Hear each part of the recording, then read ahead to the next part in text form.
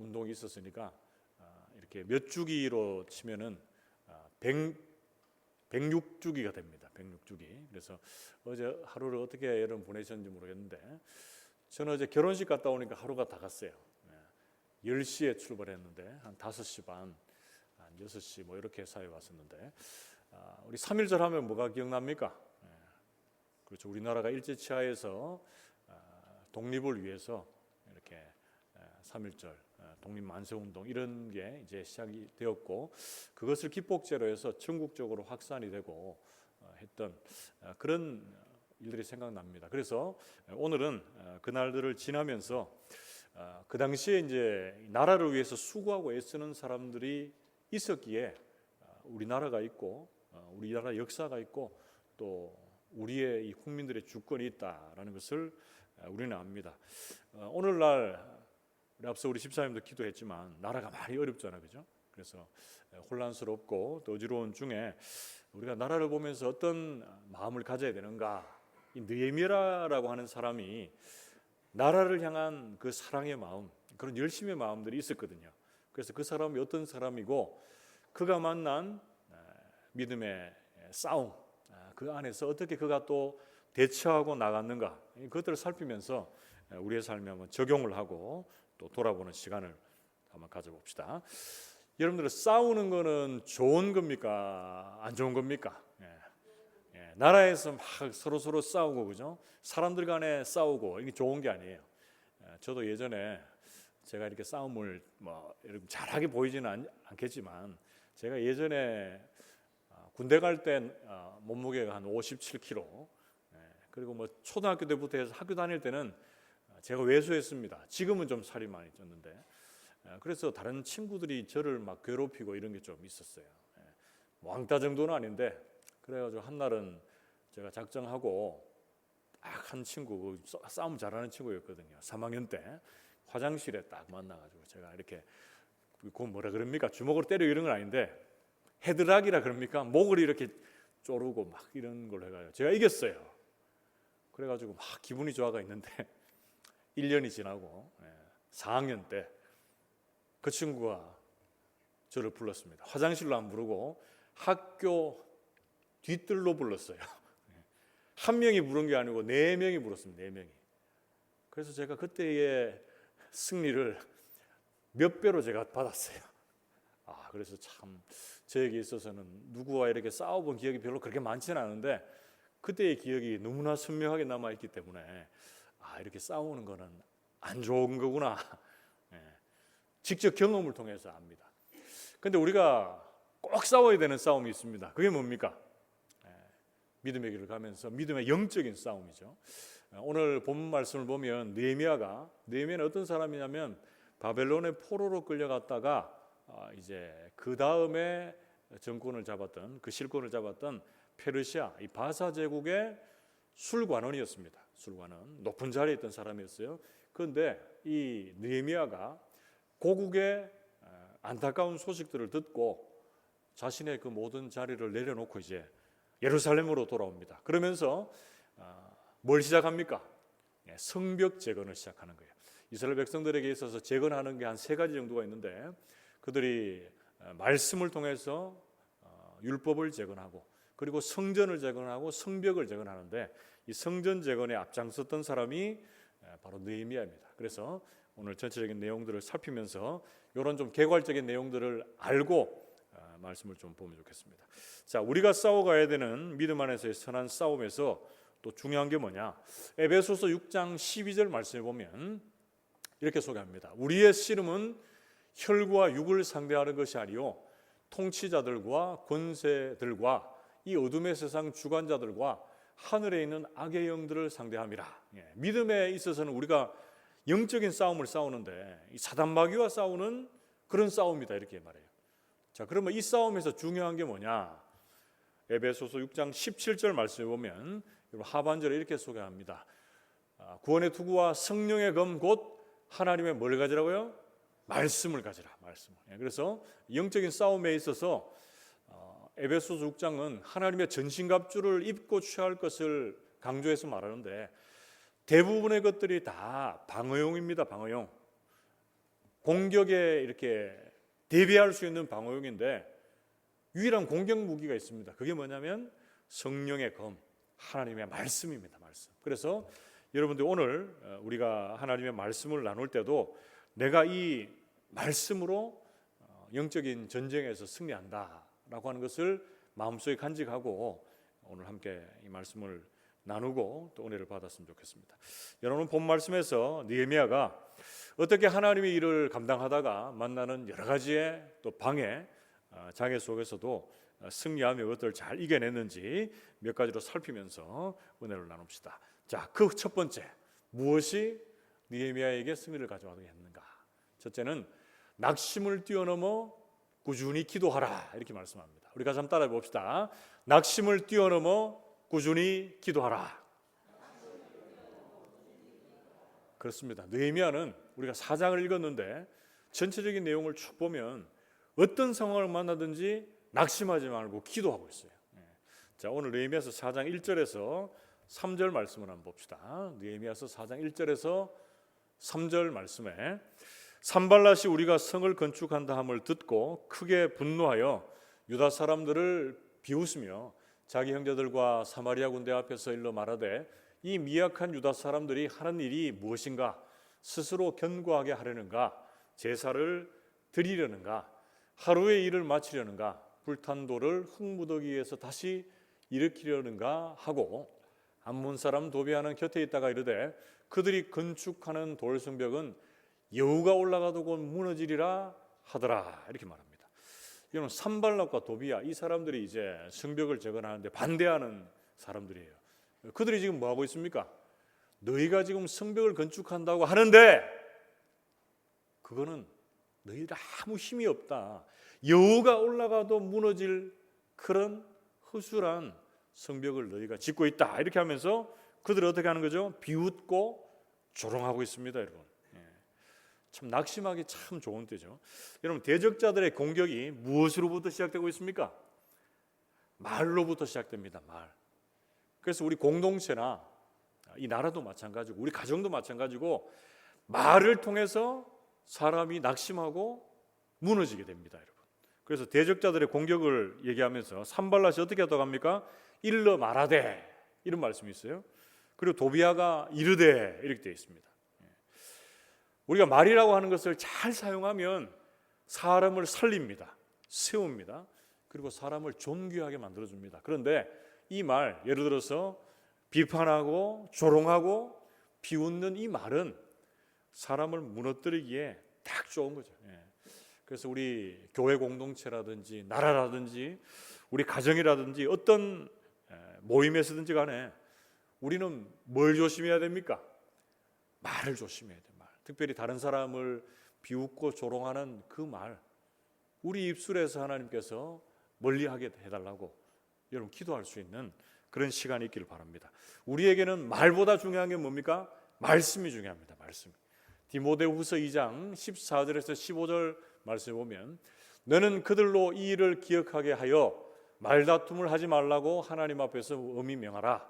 이는 유익이 하나도 없고 도리어 듣는 자들을 망하게 함이라. 자, 15절은 같이 읽어봅시다. 같이 읽습니다. 시작. 너는 진리의 말씀을 옳게 분별하며 부끄러울 것이 없는 일꾼으로 인정된 자로 자신을 하나님 앞에 드리기를 힘쓰라. 아멘. 여러분, 하나님의 사람들, 예수 믿고 교회 다니는 사람이 뭘 잘한다고 합니까? 보통 말을 잘한다고 하지. 말을 참 잘한다 이런 얘기를 듣는데 그건 참 좋은 얘기가 아닐 수도 있어요. 말로써 다른 사람들을 실족하게 하는 그런 기회를 많이 가지는 거예요. 그런데 사도 바울은 디모데후서에서 그리스도 예수의 좋은 일꾼이 이런 사람이다 얘기하면서 말 많이 하는 사람이 좋은 일꾼이다 이렇게 얘기합니까? 아니죠.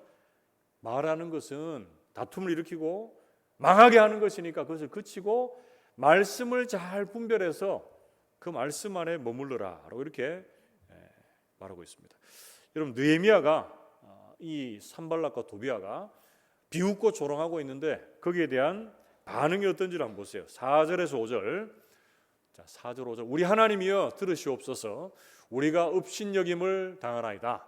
원하건대 그들이 욕하는 것을 자기들의 머리에 돌리사 노략거리가 되어 이방에 사로잡히게 하시고 주 앞에서 그들의 악을 덮어두지 마시며 그들의 죄를 도말하지 마옵소서. 그들이 건축하는 자 앞에서 주를 노하시게 하였음이니이다. 이렇게 말합니다.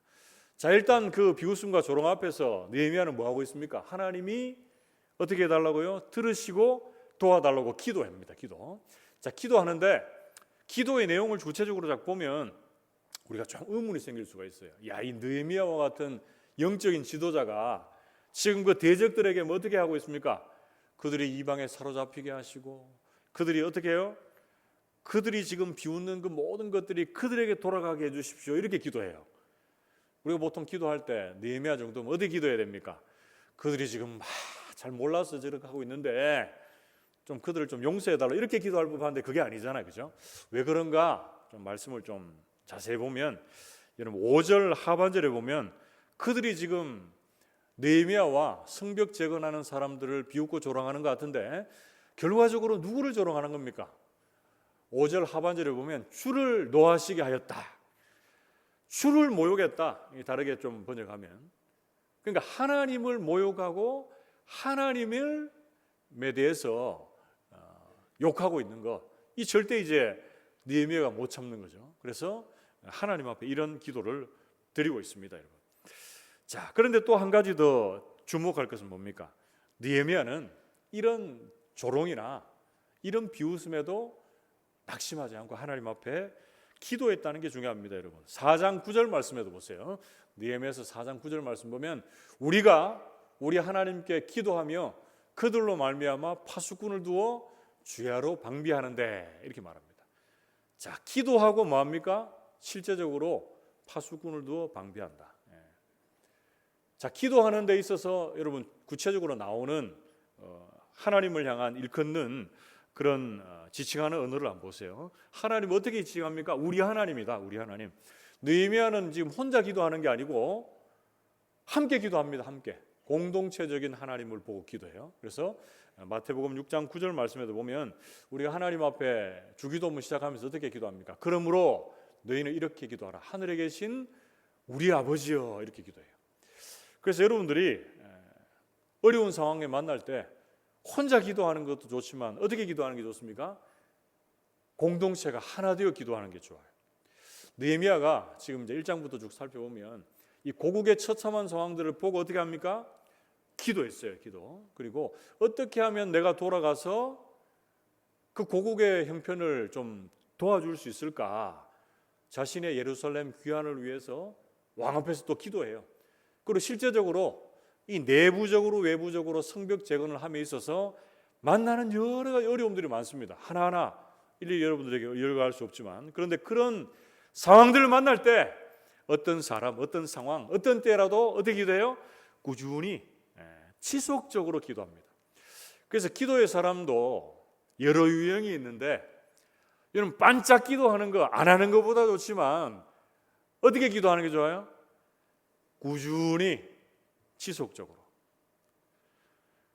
예배도 마찬가지고 기도에도 마찬가지고 꾸준히 지속적으로 기도하는 그게 능력입니다. 그게 힘입니다. 이런 것들을 기억할 수 있기를 바랍니다. 사랑하는 성도 여러분, 오늘 본 말씀에서 배우게 되는 우리가 믿음의 선한 싸움을 싸워가는데 우리가 그 싸움에서 승리하기 위해서 우리에게 필요한 그 첫 번째 뭡니까? 낙심을 뛰어넘어 기도하는데 어떻게 기도해요? 꾸준히 지속적으로 기도하라. 인간은 이 죄인이고 죄성이 이까지 막 차 있기 때문에 꾸준히 기도하기가 힘듭니다. 새벽에 나오는 것도 마찬가지고 기도의 자리에 서는 것보다 뭐 하기 좋아합니까? 아우 좀 쉬었으면 좋겠네. 그죠? 좀 조용히 좀 놀러 갔으면 좋겠네. 이런 마음이 더 우리 안에 커요. 근데 그거를 좀 이렇게 죽이고 기도의 자리에 있어야 돼요. 금세 응답이 오지 않고 또 응답이 여러분들의 생각과 다를 때가 있습니다. 그러나 그럼에도 불구하고 꾸준히 지속적으로 하나님 붙잡고 기도하고 낙심의 순간에도 하나님을 기대하며 기도할 때 하나님께서 우리에게 또 느헤미야에게 큰 힘과 능력이 되어주시는 것을 우리는 말씀 안에서 확인합니다. 우리 교회 모든 성도님들이 내가 나라를 위해서도 마찬가지입니다. 무엇을 할 것인가? 나라가 힘들고 어렵다고 우리가 낙심하고 주저앉고 아무것도 안 하면 안 되죠. 가장 첫 번째 해야 될 건 뭡니까? 그것들을 다 뛰어넘어서 하나님 앞에 꾸준히 지속적으로 기도할 수 있는 저와 여러분들 하나님의 사람들이 되시기를 주님의 이름으로 축복합니다.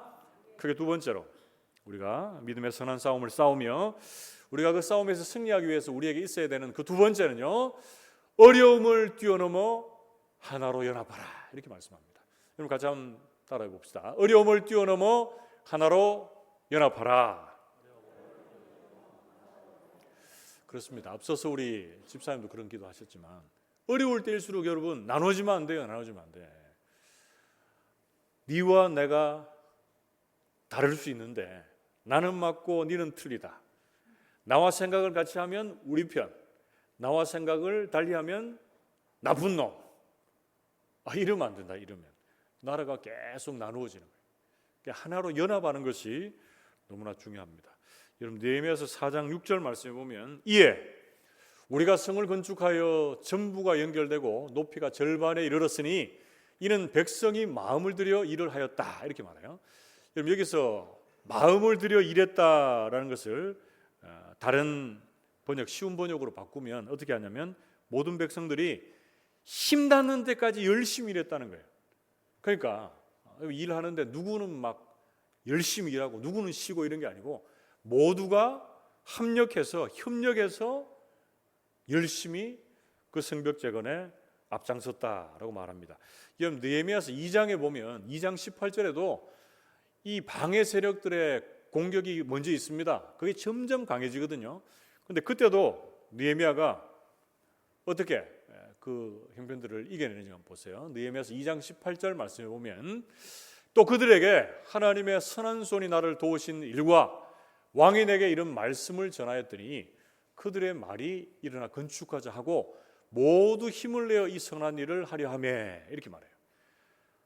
막 대적자들은 어떻게 합니까? 우리의 힘을 빼고, 그죠? 우리를 어려움과 낙심에 빠지게 만드는데 하나님의 선한 손이 우리를 돕고 있다라고 하면서 느헤미야는 일어나서 우리가 건축하자라고 이 공동체의 사람들을 동요하고 있습니다.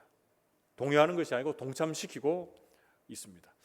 여러분 느헤미야서 3장 1절에서 2절 말씀해 봐도 느헤미야가 예루살렘으로 귀환해서 이제 성벽 재건을 본격적으로 시작하는 장인데, 자 어떻게 시작을 하고 있는지 한번 보세요. 그때에 대제사장 엘리야십이 그의 형제 제사장들과 함께 일어나 양문을 건축하여 성별하고 문짝을 달고 또 성벽을 건축하여 함께 한메아죠. 죄송합니다. 한메아 망대에서부터 하나넬 망대까지 성별하였고, 자 2절은 같이 읽어봅시다. 같이 읽습니다. 시작. 그 다음은 여리고 사람들이 건축하였고 또 그 다음은 이므리의 아들 삭굴이 건축하였으며, 아멘. 이들의 성벽 재건을 건축하는 데 있어서 몇 가지의 방법들을 구체적으로 소개하고 있는데, 먼저 중요한 건 뭡니까? 양문에서부터 성벽 재건을 시작하는데 그들이 어떻게 했다고 말합니까? 함께 일어나. 1절을 한번 띄워줘 보세요. 자, 누구는 하고 누구는 안 하고가 아니고 그들이 함께 일어나 양문을 건축했다. 이 함께가 중요합니다. 함께, together, 함께. 그리고 그들의 성벽 건축의 방식에서 계속 강조되는 말씀, 3장에 보면 그 다음은 이게 나와요. 그 다음은 이게 무슨 의미입니까? 이 한 사람이 어떤 일을 하고 나서 아유 니는 안 되겠네, 그 다음 이겁니까? 이게 아니고 가장 가까운 곳에서의 성벽을 건축하는데 그 사람이 성벽을 건축하고 나면 그 옆에 또 그 다음은 또 옆에 사람이 그 앞에 성벽을 건축하고, 그러니까 그 다음은 하는 것은 한치의 틀림도 없이 치밀하게 계획해서 모두가 연합해서 그 성벽 재건을 동참했다라고 하는 것을 우리에게 소개해 주고 있습니다. 여러분 요즘에 신앙생활 하는 분들 중에 교회는 안 나가는데 내가 예수 믿고 하나님 믿는다는 분들이 있어요. 코로나 때는 엄청 많았는데 요즘에도 그 코로나가 지났는데도 그런 분들이 있어요. 그런 분들에게 찾아가서 정말 하나님 믿고 예수님 믿는 거 맞습니까? 이렇게 물어볼 때 그렇게 신앙생활을 잘하는 분도 있겠지만 여러분 혼자 신앙생활 하는 것은 한계가 있습니다. 한계. 집에서 말씀 듣고 온라인 계좌로 헌금하고 나는 사람들하고 부딪히고 사람들하고 만나는 거 싫다. 나는 내 혼자 그냥 신앙생활 잘하겠다. 이런 거는 신앙생활 하는 게 다른 사람들 볼 때 모범적이다 이렇게 할 수는 없어요. 여러분 교회 공동체 이렇게 안에 들어와 있으면 앞에도 그런 일들을 얘기했지만 함께 있으면 어떻습니까? 다른 사람들과의 관계에서 좋은 일만 있습니까? 아니면 막 좀 다툼도 있을 수 있고 상처받는 일도 있을 수 있습니까? 있을 수 있죠. 그거 없으면은 이 모임이 아닙니다. 이 세상의 모임이 아니에요. 교회 안에도 마찬가지입니다. 그런데 제가 누차 말씀드리지만 그런 상처나 낙심하는 부분들이 있으면 어려움들이 있으면 어떻게 해야 됩니까?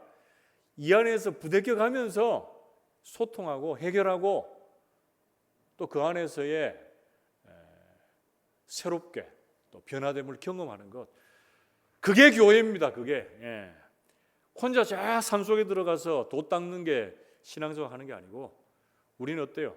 이 도시 중간에도 있고 사람이 많은 곳에 교회가 있잖아요. 그게 바로 그것을 의미합니다. 하나님께서 부딪히고 또 상처받을 때도 있겠지만 그 안에서 해결함을 받는 거예요, 여러분. 전도서 4장 12절 말씀에 보면 한 사람이면 패하겠거니와 두 사람이면 능히 당하나니 삼겹줄은 쉽게 끊어지지 아니한다 그랬습니다. 그래서 뭉치고 연합하면 기도해도 힘을 얻게 되고 누구 어떤 어려운 사람들을 도와주게 될 때라도 혼자 하는 것보다 어때요? 같이 모여서 하면은 더 큰 시너지, 더 큰 힘이 있게 되는 거죠. 사랑하는 성도 여러분, 오늘 본 말씀에서 배우게 되는 믿음의 선한 싸움을 싸워가는데 승리하기 위해서 우리 어떻게 됩니까? 방해 세력들 막 다가올 때 어려움에 그냥 무너지는 인생이 아니라 그것들 다 뛰어넘어 어떻게 합니까? 하나로 연합하자. 하나로. 서로 믿음 생활을 하면서 나는 잘하고 막 이 위에 가 있고 너는 뭐 신앙생활 처음 했으니까 이 밑에 있고 너와 나는 가까이 하기에는 너무 먼 당신, 이래 하면 안 된단 말이에요. 하나로 연합해서 공동체를 세우고 가정과 나라를 세워갈 때 그 모임이 힘을 얻고 하나님 나라에서 뚝 서 있는 믿음의 공동체로 세움받게 될 줄로 믿습니다. 우리 모든 성도들이 어려움을 뛰어넘어 하나로 연합하는 하나님의 사람들 되시기를 주님의 이름으로 축복합니다. 마지막 세 번째로 우리가 믿음의 선한 싸움을 싸워나가는데 우리가 승리하기 위해서 또 어떻게 또 살아가야 합니까? 셋째는 두려움을 뛰어넘어 사명에 집중하라 이렇게 말씀합니다. 우리 같이 한번 따라해 봅시다. 두려움을 뛰어넘어 사명에 집중하라. 그렇습니다. 느헤미야가 성벽 재건할 때 제가 어떤 일들이 있었습니까? 내부에든 외부에든 방해 세력들이 있었습니다. 방해 세력들이 하는 얘기는 뭡니까? 너희들 그거 해봐야 별 수 없다. 그만둬라 그러면서 계속적으로 말로 위협하다가 이제 어떻게 합니까? 행동으로 막 위협하면서 나아가는 거예요. 그 행동으로 위협하는 수위를 한번 봅시다. 느헤미야서 4장 7절에서 8절 말씀에 보면 산발랏과 도비아와 아라비아 사람들과 암몬 사람들과 아스돗 사람들이 예루살렘 성이 중수되어 그 허물어진 틈이 메꾸어 간다 함을 듣고 어떻게 합니까? 심히 분노했어요. 앞에도 이제 분노했다는 말이 나오는데 그래서 앞에는 이제 말로 하다가 이제 어떻게 합니까? 다 함께 꾀하기를 예루살렘으로 가서 치고 그것을 요란하게 하자. 이제 군사적인 행동을 감행해서 그들을 치려고 하는 그런 계획을 세웁니다, 여러분. 자, 그런데 이런 세력들 앞에서 이제 이스라엘 공동체, 포르기안 공동체 내부 안에 동요가 일어납니다. 10절에서 12절 말씀에 보면 어떻게 얘기합니까? 유다 사람들은 이르기를 흙무더기가 아직도 많거늘 짐을 나르는 자의 힘이 다 빠졌으니 우리가 성을 건축하지 못하리라 하고 11절 우리의 원수들은 이르기를 그들이 알지 못하고 보지 못하는 사이에 우리가 그들 가운데 달려들어가서 살육하여 역사를 그치게 하리라 하고 12절 그 원수들의 근처에 거주하는 유다 사람들도 각처에서 와서 10번이나 우리에게 말하기를 너희가 우리에게로 와야 하리라 이렇게 말하는 거예요. 이게 무슨 말입니까? 너희들은 이 성벽 건축 못한다. 계속적으로 비웃고 조롱하면서 이제 군사적으로 그들을 치려고 하는 거예요. 그러니까 이제 유다 사람들이 어떤 마음이 있는 거예요? 아, 우리는 안 되겠다 하면서 느헤미야와 그 주변의 사람들에게 도움을 요청을 하는데 몇 번 와서 도와달라고 한다고 합니까? 오늘 볼 수 있는 12절 말씀을 보면 10번이나 우리에게 말하기를 너희가 우리에게로 와야 하리라. 얼마나 마음이 다급해져 있든지 10번씩이나 와서 도움을 요청하고 있는 거예요. 여러분, 이런 루머들 속에서 느헤미야의 반응이 더 중요합니다. 느헤미야의 반응. 13절에서 14절 느헤미야는 또 어떻게 합니까? 내가 성벽 뒤에 낮고 넓은 곳에 백성이 그들의 종족을 따라 칼과 창과 활을 가지고 서 있게 하고 내가 돌아본 후에 일어나서 귀족들과 민장들과 남은 백성에게 말하기를 너희는 그들을 두려워하지 말고 지극히 크시고 두려우신 주를 기억하고 너희 형제와 자녀와 아내와 집을 위하여 싸우라 이렇게 말하는 거예요. 너희들 대적들, 너희들을 힘들게 하는 그 사람들을 주목하지 말고 두려워하지 말고 누구를 기억하는 거예요? 하나님을 기억하라. 하나님께서 어떻게 한 거죠? 하나님이 대신 싸워주실 것이다 라고 이렇게 그들을 권면하고 있습니다. 그래서 하나님은 느헤미야서 4장 15절 말씀에 보면 그들의 꾀를 패하십니다. 그들의 계략을 다 무너뜨려 버리시는 분이 우리 하나님이시다 이렇게 말씀하고 있습니다. 그래서 15절 이하 16절에서 23절까지 말씀을 쭉 살피면 16절에서 18절 말씀에 보면 어떻습니까? 절반은 일하고 절반은 갑옷을 입고 새벽 동틀 때부터 시작해서 밤에 이르기까지 수비하고 일하고 그 일들을 열심히 내는 그런 모습들이 우리에게 소개되고 있습니다. 여러분, 그래서 믿음의 선한 싸움에서 승리하고 패배하는 것은 뭡니까? 정해져 있다니까요. 우리는 어떻게 됩니까? 우리는 결국에 승리합니다. 예수 그리스도께서 가신 그 길을 향해서 나아가서 승리합니다. 그런데 중간에 낙심하기도 하고 어려움에 봉착하기도 하고 두려움에 빠지기도 하죠. 그러나 그 순간 속에서도 하나님 앞에 기도하고 하늘에 연합하고 특별히 세 번째 대지에서는 어떻게 해요?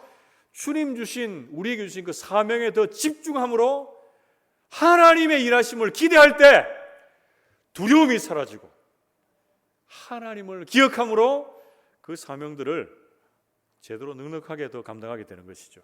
느헤미야서 4장 19절에서 20절 말씀에서 특별히 20절 말씀을 한번 봅시다. 20절 너희는 어디서든지 나팔 소리를 듣거든 그리로 모여서 우리에게로 나오라. 우리 하나님이 우리를 위하여 싸우시리라 하였느니라. 아멘. 중요한 건 뭡니까? 하나님이 우리를 위해서 싸우실 것이다. 네 힘과 능력으로 싸우는 게 아니고 하나님이 우리를 위해서 싸우시고 이기게 하실 것이다 라고 성경은 말씀해 주고 있습니다. 그래서 더욱더 사명에 집중하는 느헤미야의 그리고 느헤미야의 주변에 이스라엘 백성들의 모습이 우리에게 계속적으로 소개되고 있습니다. 그래서 느헤미야서 4장 21절에서 23절 말씀을 보면 제가 앞서도 그 말씀을 했지만 동틀 때부터 별이 나기까지 그들은 일하고 수비하고 그런 일들을 겸하고 있고 그 중에서도 특별히 어떤 일이 있습니까? 느헤미야는 옷을 벗지도 않고 그 일에 앞서서 솔선수범하고 동참하는 그런 모습들을 우리에게 소개를 해주고 있습니다. 그래서 23절 하반절 말씀에 보면 우리가 다 우리의 옷을 벗지 아니하였으며 물을 기르러 갈 때에도 각각 병기를 잡았느니라 이렇게 말씀을 하고 있습니다. 사랑하는 성도 여러분, 여러분들에게 또 저에게 이런 마음이 있기를 바라요. 어렵고 힘든 시간들을 만날 때 두려워하는 것이 아니라 누구를 기억해야 됩니까? 하나님을 기억하고 하나님 바라봐야 됩니다. 모세의 뒤를 이어서 이스라엘 백성들을 가나안 땅으로 인도했던 여호수아에게도 어려움이 봉착했습니다. 늘 모세의 시종으로 뒤에서만 봤지 앞장서서 이제 이스라엘 백성들을 약속의 땅 가나안으로 인도하려고 하니까 그 마음에 어떤 마음이 있었을까요? 두려움도 있었고 걱정도 있었겠죠. 그때 우리 주님께서 나타나셔서 말씀하시기를 여호수아서 1장 8절에서 9절에 이렇게 말씀합니다. 이 율법책을 내 입에서 떠나지 말게 하며 주야로 그것을 묵상하여 그 안에 기록된 대로 다 지켜 행하라. 그리하면 내 길이 평탄하게 될 것이며 네가 형통하리라. 자, 9절은 같이 읽어봅시다. 같이 읽습니다. 시작. 내가 내게 명령한 것이 아니냐? 강하고 담대하라. 두려워하지 말며 놀라지 말라. 네가 어디로 가든지 내 하나님 여호와가 너와 함께 하느니라 하시니라. 아멘. 말씀 붙잡고 하나님 붙잡으면 주님께서 두려움이 떠나가게 하시고 담대함을 주시고 말씀으로 인한 형통을 허락해 주시겠다, 이렇게 말씀해 주고 있습니다. 우리들 가운데 하나님 주시는 비전과 꿈이 있습니다. 그런데 그것을 막 열심히 하려고 할 때에 주변에서 조롱할 때가 많습니다. 방해 세력이 나타날 수 있습니다.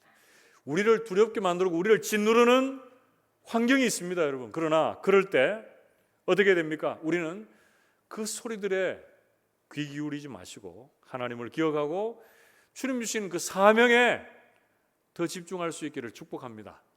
자, 이 말씀을 들으면 여러분도 이렇게 생각하실 수 있습니다. 하나님이 내게 주신 사명이 뭔가? 저는 사명이 각자가 다 다르다고 생각합니다. 여러분들 가장 첫 번째 사명은 여러분들이 하나님의 백성 자녀로서 이렇게 예배를 잘 드리고 또 말씀 안에 머무는 게 제일 사명이 될 수 있습니다. 그리고 두 번째는 여러분들이 지금 하고 있는 가정에서나 직장에서나 여러분들이 처한 공동체에서의 일들, 그게 사명이 되는 거예요. 사명.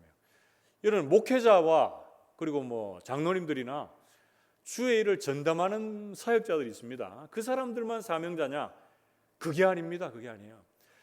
성벽을 재건할 때 여러분 주목해서 봐야 될 것이 각 사람들이 가장 먼저 한 게 뭡니까? 자신과 가장 가까운 곳에 있는 성벽을 재건했습니다. 하고 그 다음은 또 그 앞에 계속. 그래서 여러분들이 가정에서 예를 들어서 전업 주부가 있다. 그러면 가정에서 그 가정사에 가는 것이 여러분들의 하나님 주신 사명입니다. 그 가정에서 어머니로 또 아내로서의 역할들을 감당하는 그게 사명이라는 사명. 그래서 하나님이 우리에게 처해 있는 그 사명의 자리에서 어떤 어려움들, 방해 세력이 오더라도 그것들을 두려워하지 않고 하나님을 기억하고 하나님을 주목하고 그 사명의 길에 더욱 매진할 때 주께서 우리 모두를 사명의 사람으로 든든히 세워가시는 2025년도가 될 줄로 믿습니다. 말씀을 맺으러 갑니다. 오늘 말씀에서 특별히 느헤미야서 4장에서 우리가 믿음의 선한 싸움을 싸워가며 우리가 승리하기 위해서 뭘 붙잡아야 됩니까? 그 첫 번째는 낙심을 뛰어넘어 꾸준히 지속적으로 기도하라. 이러면 기도로 붙잡아야 됩니다. 기도로 붙잡아야 됩니다. 자, 두 번째 어떻게 해야 됩니까? 어려움을 뛰어넘어 하나로 연합하라. 자, 연합된 이 공동체를 붙잡아야 됩니다. 자, 세 번째 두려움을 뛰어넘고 사명에 집중하라. 사명에 붙잡힌 바 되어야 돼요. 여러분 이 세 가지를 마음속에 여러분 기억함으로 우리 모든 성도들이 2025년도 한 해 주님께서 내게 주신 사명이 무엇인가? 내가 나라를 위해 또 내가 속한 공동체를 위해서 할 수 있는 일이 무엇인가? 여러분 돌아보시고 꾸준히 하나님 앞에 기도하시고 하나로 연합하는 데 힘쓸 수 있는 그런 복된 한 해가 되시기를 주님의 이름으로 축복합니다. 함께 기도합시다. 하나님 아버지 은혜를 감사합니다.